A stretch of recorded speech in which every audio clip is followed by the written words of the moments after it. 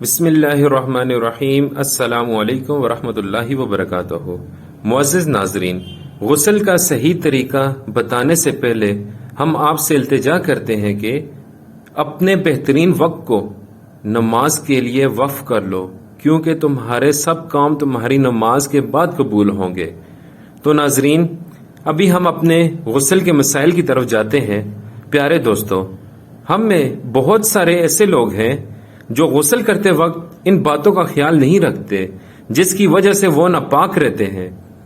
نہ تو ان کی نماز ہوتی ہے اور وہ جہاں بھی پھرتے ہیں گنہگار ہی پھرتے ہیں اور ہمیشہ ناپاک رہتے ہیں۔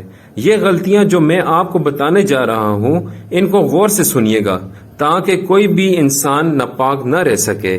سب سے پہلی بات تو یہ ہے، جب غسل کرنے جاتے ہیں تو سب سے پہلے غسل کے فرائض یاد رکھیں۔ جس کو غسل کے فرائض ہی نہیں آتے تو اس کا غسل کیسے ہوگا؟ غسل کے 3 فرائض ہیں۔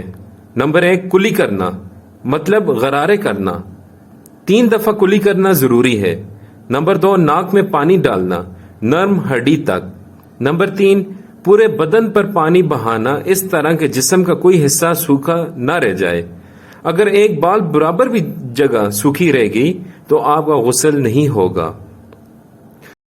تو دوسری بات یہ کہ جن ہماری بہنوں کو ناخن رکھنے کا بڑا شوق ہوتا ہے، اور آج کل عام طور پر مردوں میں بھی یہ فیشن آ گیا ہے اور ناخن رکھتے ہیں، اور جو ان کے اندر میل پھنسی ہوتی ہے تو اس میل تک پانی نہیں پہنچتا، جس کی وجہ سے ان کا غسل نہیں ہوتا۔ لہٰذا ناخن کو ہفتہ میں 1 دفعہ لازمی کاٹا کریں۔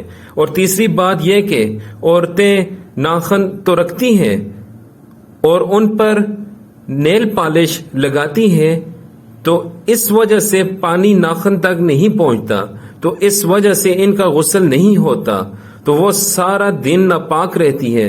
نہ تو ان کا وضو ہوتا ہے اور نہ ان کا غسل ہوتا ہے اور نہ ان کی نماز ہوتی ہے۔ لہذا ہم آپ سے التجا کرتے ہیں کہ غسل کے فرائض کو ٹھیک سے سمجھ کر غسل کیا کریں اور یہ ناخن وغیرہ نہ رکھیں، تاکہ ہم ناپاکی کی حالت میں نہ رہیں اور ہم پاک صاف رہیں اور اللہ کے آگے سجدہ کریں۔